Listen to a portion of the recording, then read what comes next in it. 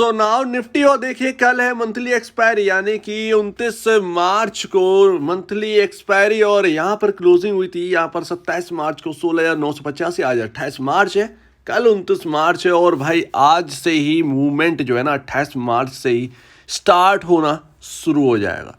अब देखिए क्या यहाँ पर करना चाहिए, क्या यहाँ पर एक रेंज निकल के आ रही, क्या रोल ओवर होंगे शॉर्ट्स के? जी हाँ बिल्कुल होंगे।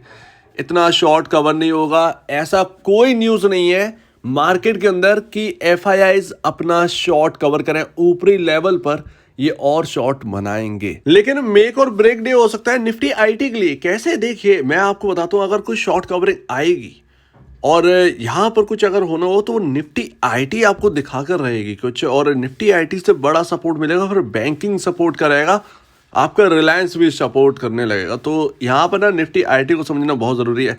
मैंने परसों शायद बात करी थी परसों, और मैंने आपको बताया था कि एक 1000 से 1500 पॉइंट का डाउन साइड निफ्टी आईटी में देखने को मिल जाएगा अगर ये लेवल टूट गया। और उन्हीं के आसपास यहाँ पर जो है ना, उन्हीं के आसपास हम यहाँ बैठे हैं।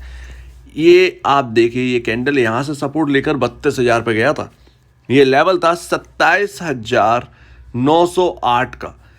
यहां से निफ्टी आईटी ने सपोर्ट लिया, वापस घूमा 32,000 पे गया, हम उन्हीं लेवल्स के आसपास है। कल ये 27,908 टूटा, 27,800 के आसपास का यहां पर जो है लो लगा, और वहां से घूमकर बंद हुआ 27,948।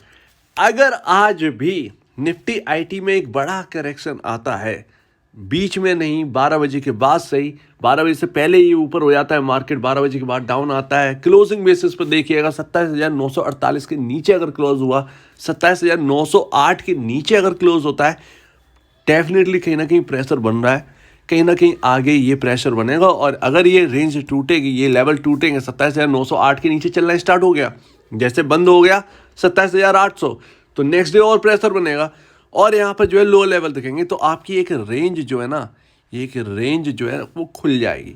सपोर्ट कहाँ मिलेंगे? वही 26,900 के आसपास।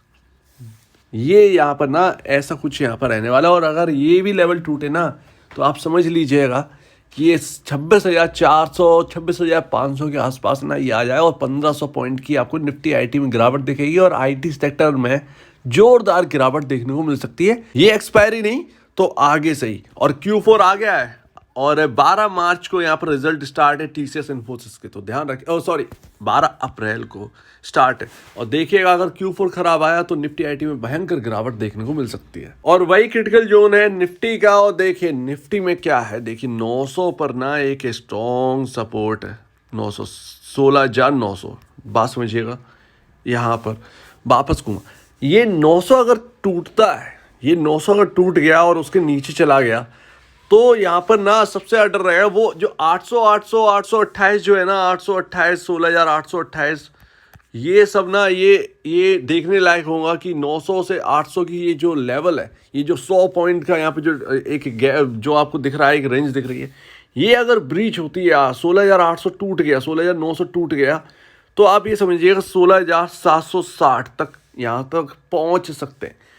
वो क्यों पहुंच सकते हैं? वहां से स्टार्टिंग होगी 100 से 130 पॉइंट और गिरावट की, क्योंकि एक गैप छूटा हुआ है, वो गैप फिल करेगा निफ्टी, ठीक है ना। बहुत पहले ही छूट गया था, ये जुलाई 2022 का ये यहाँ पर सिनेरियो, जुलाई अगस्त के आसपास का ये रहा। वो ये गैप छूटा हुआ है, गैप बनेगा 16,637 तक, वो गैप फिलिंग होनी है। 130 पॉइंट की और गिरावट यहाँ पर देखेगी, उसका मतलब यहाँ पर जो है कि या तो फिर अब अगर ये 16,637 पहुंचता है, तो फिर आपको यहाँ पर ध्यान रखना है कि या तो फ्रेश तेजी यहाँ से स्टार्ट होगी, या फिर फ्रेश मंदी होगी।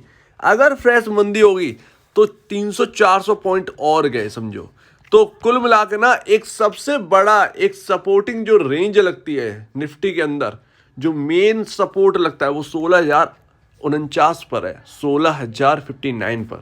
ध्यान रखिएगा, ये गैप बीच बीच में जो छोड़े हैं ना, ये गैप अगर फिलिंग पर आ गए और ये गैप फिल होने लगे, और यहाँ पर आईटी सेक्टर ने यहाँ पर बुरा प्रदर्शन अगर स्टार्ट कर दिया Q4 में, तो ये निफ्टी तो गया। बाकी अगर आप पूछोगे कि घूम गए, तो फिर ऊपरी लेवल क्या देखें? ऊपरी लेवल अगर आपको यहाँ पर निफ्टी को यहाँ पर क्रॉस होते हुए देखना है, 17,208। आपको याद होगा ये आपका थर्सडे जो निकल गया पिछला वाला, और यहाँ पर आपको देखने को मिली 23 मार्च वाला वो थर्सडे का दिन, वो 208 से निफ्टी जो है ना वो गिरता हुआ नजर आया था, ठीक है ना। उसके अंदर थी उस दिन फेक तेजी, रिलायंस चल नहीं रहा था, आपका आईटी बिल्कुल भी नहीं चल रहा था, 1.5% शेयर गिरे हुए थे। लोग अनुमान लगाते शॉर्ट कवरिंग का, उसमें बहुत पैसा बर्बाद हो गया लोगों का वो शॉर्ट कवरिंग को ध्यान देते हुए। इवन मैं खुद अपना शॉर्ट ट्रेड पर इतना भरोसा नहीं जता पा रहा था उस दिन कि बाई चांस शॉर्ट कवरिंग आ गई तो क्या करूँगा। और इतने अच्छे शॉर्ट यहाँ पर जो है ना, मतलब अगर ने पुट के इतने अच्छे अच्छे यहाँ पर जो है ना ट्रेड किए थे, वो सब बेकार हो गए और पैसा बहुत ज़्यादा हाथ से निकल गया और आता हुआ पैसा निकल गया। तो बहुत दुख हुआ उस दिन समझ में आया कि आप जो भी ट्रेड लें उस पर आपका पूरा ट्रस्ट होना चाहिए, पूरा नज़रिया होना चाहिए। कोई क्या कह रहा है बिल्कुल नहीं, चार्ट पर क्या बन रहा है आप उससे फॉलो करो। शॉर्ट कवरिंग अगर बनेगी, शॉर्ट कवरिंग अगर आनी होगी तो वो चार्ट पर दिखेगी, आपको उसमें घुसने की जरूरत नहीं है। आपने जो ट्रेड लिया उस पर भरोसा रखिए। 17,208 अगर क्रॉस करेगा तो 17,580 के जो है ना वो लेवल दिखेंगे, क्योंकि वहां पर भी यहाँ पर जो है ना आपका छूटा है गैप, तो 17,580 तक जा सकता है। उसके बाद निफ्टी 17,208, क्योंकि एक रेजिस्टेंस लेवल है 17,208, 2 बार फिसल चुके हैं हम वहां से। अब देखते हैं कि क्या होता है। निफ्टी के ऊपर नजर रखिए, हम बीचों बीच में खड़े हैं, जिधर मुड़ जाए उधर मुड़ जाना, ध्यान दीजिएगा। और ये एक्सपायरी कहीं रेंज बाउंड ना रहे, ऐसा हो। रोल ओवर तो यहाँ पर होना ही है, वो शॉर्ट कवर तो नहीं होने, कोई ऐसी न्यूज़ है नहीं। ऐसा इसलिए लगता भी नहीं है कि यहाँ पे जो है शॉर्ट कवरिंग आई, तो ऐसे कुछ न्यूज़ है ही नहीं कि शॉर्ट कवरिंग वो करें, तो अनुमान बहुत कम है। तो शॉर्ट कवरिंग को अपने यहाँ पर ना दूर रखिए, थोड़ा सा ज़्यादा बेहतर होगा। जो स्क्रीन पे चल रहा हो उससे फोकस करिए, उस पर फोकस करिए बिल्कुल। ये निचले लेवल को याद रखिएगा, ये गैप छूटे, अगर गैप फिल करने आएगा तो बार बार नीचे आएगा निफ्टी, या अगर ऊपर मुड़ता है तो फिर 208 पर नजर रखिए, 208 के बाद ही कुछ होगा। सो उम्मीद है आपको पूरी बात यहाँ पर जो है अच्छी लगी होगी। आपका क्या कहना है कमेंट सेक्शन में कहिए। और ये इस एक्सपायरी का ही नहीं है, ये आगे के लिए भी है, यही लेवल आगे के लिए बनेंगे, यही पूरी रेंज है, ध्यान रखिएगा। तो यहाँ पर जो है इसको ज़रा देखिए, आप भी स्टडी करिए, और आपको अच्छा लगे तो यहाँ पर जो है देखिए, मतलब अपनी स्ट्रेटजी जो है वो तैयार करिए आगे के लिए। ये एक्सपायरी तो मेरे ख्याल से ये मंथली एक्सपायरी तो बेकार है, कहीं ना कहीं इसमें कुछ ज़्यादा होना कुछ नहीं है। तो अगर आपको इस वीडियो को प्रॉब्लम है, कुछ पूछना, कुछ बताना, कुछ कहना है तो प्लीज़ कमेंट सेक्शन में कहिए। और अपडेट जो जाए वीडियो देखने के लिए बहुत धन्यवाद दोस्तों।